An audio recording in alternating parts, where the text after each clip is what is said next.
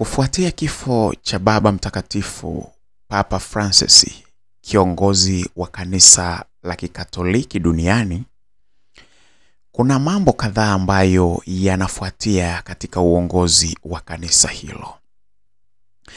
Tayari kwa sasa imethibitishwa kabisa kwamba Papa Francis amekwisha kufariki dunia.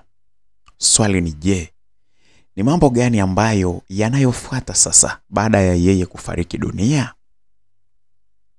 Hilo ndilo jambo ambalo mimi nimewiwa kukuletea katika muda na wakati huu.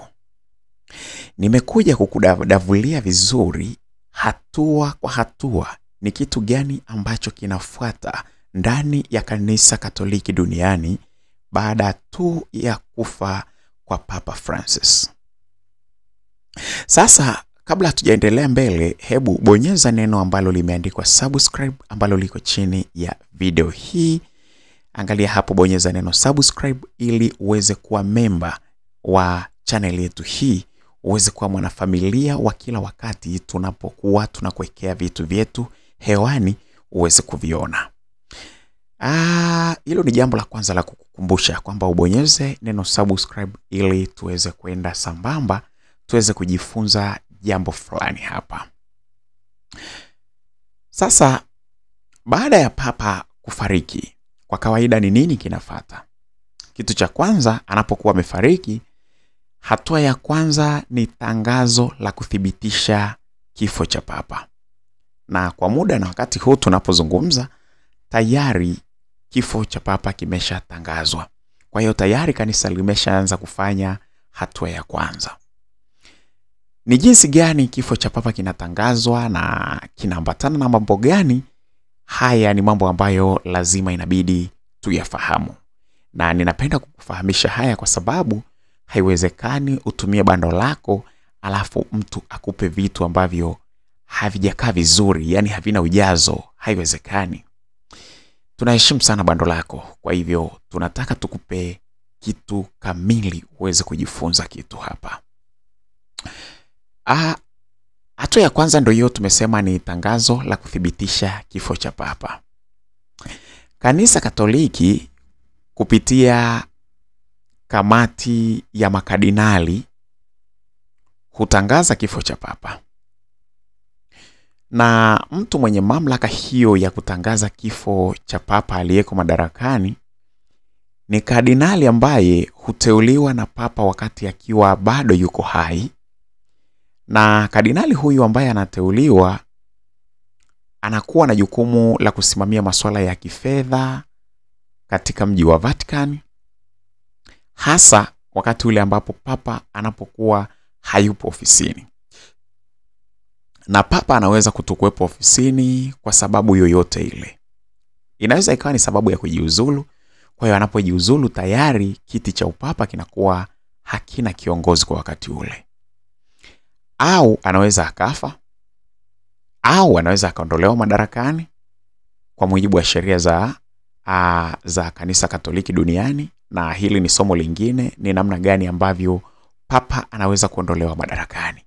Sasa huyu kardinali ambaye anakuwa alishateuliwa na Papa kipindi yuko hai, huyu ndiye ambaye ana mamlaka ya kutangaza kifo cha Papa. Huyu hutokea mbele ya makardinali wengine kwamba kifo hiki cha Papa hawezi kukitangaza tu akiwa mwenyewe. Kunakuwa na jopo la makardinali wengine ambao wanakuwa wako mbele yake. Alafu hapa ndipo ambapo sasa huyu kardinali anaweza akatangaza kwamba Papa amefariki dunia. Utamaduni uliozoeleka wa kutangaza hivi ni kwamba kinachofanyika pale, huyu kardinali analiita kwanza jina lile la Papa, jina lake la ubatizo, analiita lile jina mara 3. Yaani katika mkutano ule wa makardinali ambao unapaswa sasa utangaziwe kwamba Papa amefariki dunia, basi yule kardinali anaanza kuita jina la ubatizo. Kama mnavyojua Wakristo wanakuwa na jina la kwake lingine na jina la ubatizo. Basi kardinali huyu anaanza kuita jina la ubatizo la papa. Analiita mara 3 mbele ya wale makardinali, na pindi ambapo atakapokuja kuona kwamba huyu papa anayemuita jina hajaitika, basi pale hutangaza kwamba papa amefariki dunia. Na ni kwa nini anafanya hivi? Ni kwa sababu mikutano ya aina ile ya makardinali kukutana, basi kama papa anakuwa yuko hai, lazima na yeye awepo. Kwa hivyo anapoita vile na yule papa akatokea kwamba hajaitika, na hawezi akaitika kwa sababu tayari amefariki, basi anapoita mara 3 ndipo ambapo sasa hutangaza kwamba papa amekufa. Kwa mfano, huyu papa wa sasa hivi jina lake kamili anaitwa Jorge Mario Bergoglio. Kumbuka huyu kwamba ni Mwargentina. Hili ndilo jina lake halisi kabisa. Lakini unajua kabisa kwamba alibadilisha jina lake na kujiita Francis. Na hii ni kawaida kabisa kwamba papa anapoteuliwa akawa tayari ameshachaguliwa kuwa papa, anakuwa na nafasi ya kuchagua jina lake ambalo anapenda kulitumia. Sasa Papa Jorge Mario Bergoglio ambaye tunamfahamu kama Papa Francis, yeye alichagua kuitwa Francis kwa sababu ni jina la mtakatifu wa Italiano ambaye huyu yeye alikuwa ni mtakatifu aliyeishi karne ya 13, na huyu alionyesha kuwapenda sana maskini na kuwajali na kukubali kwamba yuko tayari kuishi maisha yoyote yale kwa ajili ya maskini. Kwa hivyo papa huyu tunayemfahamu kama Francis, ambaye jina lake halisi tayari tumesema ni Jorge Mario Bergoglio, yeye aliamua kuitwa Francis kama kuenzi jina lile na kuonyesha nia yake ya kuonyesha utu kwa watu ambao hawana kitu. Basi kwa hivyo kardinali yule anapokuwa yuko mbele ya makardinali wenzake, anaanza sasa kuita jina la ubatizo la huyu papa. Kwa mfano anaita Jorge Mario Bergoglio. Jorge Mario Bergoglio. Jorge Mario Bergoglio. Akishaita mara 3 anakuta kimya. Tayari pale sasa anatangaza kwamba papa huyu amefariki dunia. Kipindi hiki hufuatia na kipindi cha maombolezo ambacho kwa kawaida huambatana na kupeperushwa kwa bendera nusu mlingoti katika mji wa Vatican City, lakini pia vile vile katika baadhi ya maeneo mengine duniani. Siku za maombolezo ya kifo cha papa ni siku 9, na maziko ya papa hutokea ndani ya siku 4 mpaka 6. Itategemea na maandalizi ambayo makardinali wale watakuwa wamekaa na kuamua kwamba iwe ni ndani ya siku 4 au 5 au 6, lakini haipaswi izidi siku 6 na haipaswi ipungue siku 4. Kipindi hiki cha maombolezo ya papa anapokuwa amefariki hufahamika kama Novemdials. Yasa itategemea tu jinsi ambavyo lugha yako inatamka, lakini kwa jinsi ambavyo kipindi hiki cha maombolezo ya papa kinavyofahamika ni Novemdials. Kwa hivyo hiyo ilikuwa ni sehemu ya kwanza kabisa ya kuhusu kutangazwa kwa kwamba papa amefariki dunia. Hizo ndizo hatua ambazo zinazopitiwa. Sasa hatua ya pili ni hatua ya maziko. Maziko kama ambavyo tumekwisha kukwambia kwamba hutokea ndani ya siku 4 hadi 6 baada ya kifo cha papa, na mwili wake huzikwa, ama tuseme maziko yake yale, yani msiba wake kwa ujumla, huongozwa na mmoja wa makardinali ambaye maana yake anakuwa ni kiongozi pale wa wale makardinali, au kardinali mwingine yeyote ambaye ni mkubwa pale katika Vatican. Basi yule ndiye ambaye huongoza msiba huu au maziko haya ya papa aliyefariki. Na sehemu ya tatu au hatua ya tatu ambayo inafuata baada ya kifo cha papa ni kusanyiko la kabla ya conclave. Kwa wale ambao hawaelewi maana ya conclave, conclave ni mkutano wa kumchagua papa mwingine. Sasa kabla hawajakaa kumchagua papa mwingine, basi kunakuwa na kusanyiko la makardinali ambao wanakaa kabla ya huu mkutano wa kumchagua papa mwingine ambao unaofahamika kama conclave. Msikilizaji, ninapenda tuende taratibu kabisa ili uweze kunielewa vizuri, nisiende haraka sana kama nasoma taarifa ya habari vile. Sasa hili kusanyiko linakuwaje? Ni jopo la makardinali ambao hukutana kabla ya mkutano wa kumchagua papa. Wanakaa kufanya nini?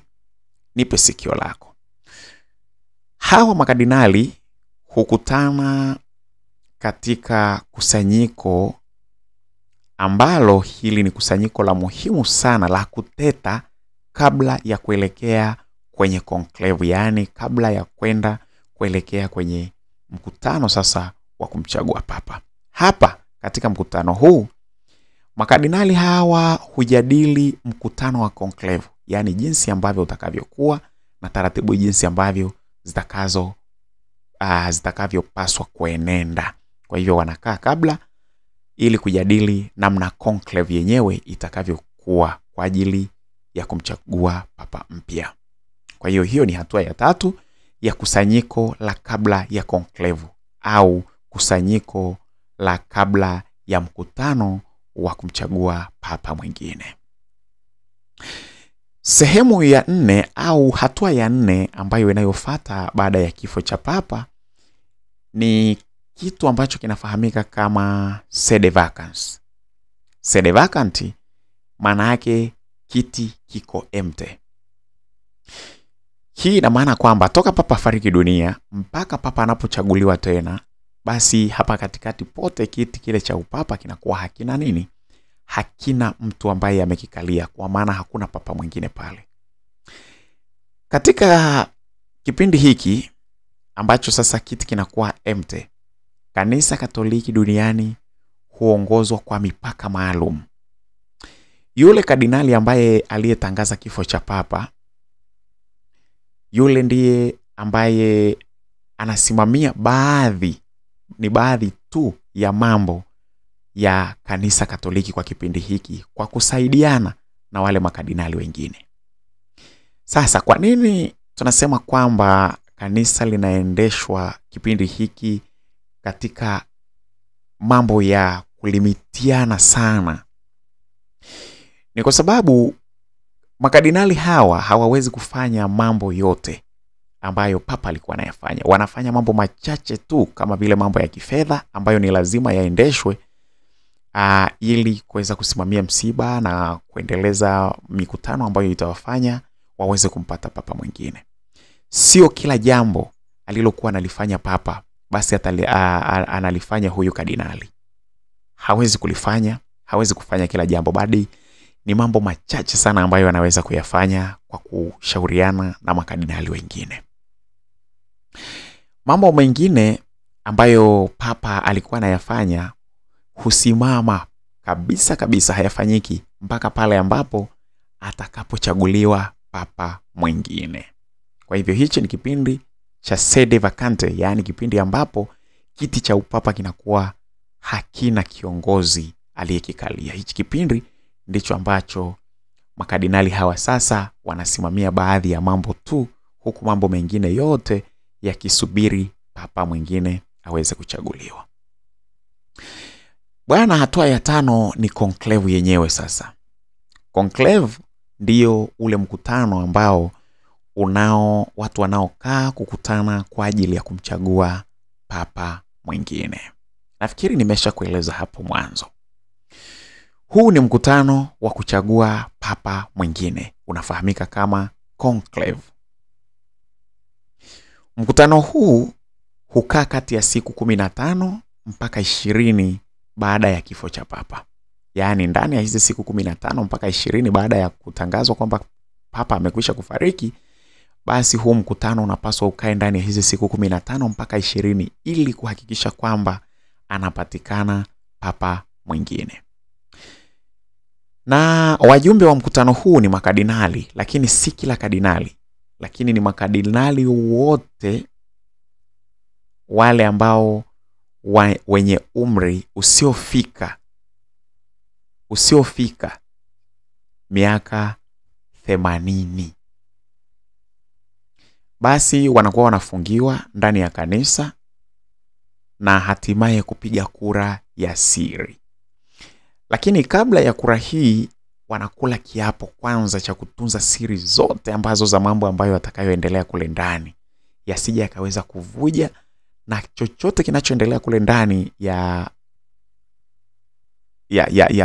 kanisa lile na ndani ya mkutano ule wa conclave, lile jambo lisije likavuja kwenda nje na dunia ikaja ikajua. Kwa hiyo wanakula kiapo, alafu wanafungiwa ndani, wanapiga kura ya siri sasa kumchagua papa. Hatua inayofuata ni hatua ya 6, ambayo hii sasa ni uchaguzi na utangazwaji wa papa mpya aliyechaguliwa. Sasa hapa tayari conclave imekaa, na sasa kinachofanyika pale sasa ni uchaguzi. Baada ya uchaguzi ni utangazwaji. Kwa hiyo hatua ya 6 ni uchaguzi na utangazwaji wa papa mpya. Sasa papa mpya anapatikanaje? Ni kwamba mgombea wa upapa atatafsiriwa kwamba ameshinda kuwa papa kama tu atapata kura, kwenye kura zote apate 2/3 ya kura zote ambazo zilizopigwa. Ninaposema 2/3, mtu anaweza akawa hajanielewa vizuri. Inamaanisha hivi, 2/3 maana yake ni kitu kizima unakigawanya mara 3, alafu sasa tunaposema 2/3 maana yake kwenye kile kitu kizima ulichokigawanya mara 3, basi apate viwili vyake. Na maanisha kwa mfano kwenye watu 30, kama ni watu 30 ambao wamepiga kura, basi yeye apate kura kuanzia 20. Pale maana yake amepata 2/3 kitu kizima ukigawanye kwa 3, ukigawanye mara 3, alafu viwili vyake sasa. Nafikiri hapo utakuwa umenielewa vizuri maana ya 2/3. Kwa hiyo papa ambaye atapata kura 2/3 ya kura zote zilizopigwa kati ya wale wagombea wa upapa, basi huyu ndiye ambaye atakuwa anatangazwa kuwa papa. Baada ya hapo sasa, papa aliyeshinda hutangazwa na mkuu wa makardinali. Huyu hutangaza akiwa anatokea katika rosheni ya Basilika ya Mtakatifu Petro. Anakaa sehemu ya juu ya rosheni, alafu anatangaza sasa akiwa yeye yuko sehemu ya rosheni kule, sehemu ambapo imejificha, alafu anawatangazia sasa makardinali wote walioko pale kwamba tunaye papa. Sasa nafikiri kuna vitu umevisikia vikisema kwamba kuna moshi mweupe au moshi mweusi. Ni hivi, inapotokea kwamba sasa papa hajapatikana, yani kwamba kura zimepigwa na hajafikisha zile kura ambazo anapaswa azipate, basi unatokea moshi mweusi, kwa sababu hapa huu moshi mweusi huashiria kwamba papa hajapatikana. Unapotokea moshi mweupe unamaanisha kwamba tayari papa amepatikana. Na ndiyo sasa yule kardinali anapokuja kutangaza, anakuja na neno linalosema tunaye papa. Sehemu ya 7 au hatua ya 7 na ya mwisho ni baraka za papa. Baraka za papa inakuwaje? Ni kwamba sasa yule papa ambaye ameshachaguliwa, aliyeshinda uchaguzi, hapo sasa hujitokeza hadharani na kutoa baraka zake kwa mji wa Vatican pamoja na dunia nzima, kama ambavyo ilivyozoeleka kuitwa Urbit et Orbit kwa Roma na kwa dunia nzima. Papa huyu sasa ambaye amekwisha kuchaguliwa ametangazwa anatoa baraka zake za kwanza, akibariki mji wa Roma na kubariki dunia nzima. Na kufikia hapo sasa inakuwa ni rasmi, kanisa Katoliki linakuwa limepata papa mwingine. Bana, nafikiri kufikia hapo, nafikiri kuna mambo ambayo umeelewa vizuri sana. Na najua una maswali mengi, unaweza ukaweka kwenye comment hapo. Tunaweza tukakujibu katika makala nyingine ambayo tutakayokuwa tumekuletea. Lakini kwa ufupi, hayo ndiyo mambo ambayo yanafanyika baada ya papa kufariki dunia. Basi bwana, mimi niliona bwana nisikuache mbali, nikuletee mambo machache haya ndani ya channel yetu hii, ili uweze na wewe kupata mambo kadha wa kadha, uweze kuelewa mambo kama haya. Basi bwana, usiache kubonyeza neno subscribe chini ya video hii, mkono wako wa kulia hapo, ili uweze kupata haya na mengine mengi sana uweze kujifunza. Bye bye, endelea kubaki na mimi ndani ya channel yetu hii pendwa kabisa.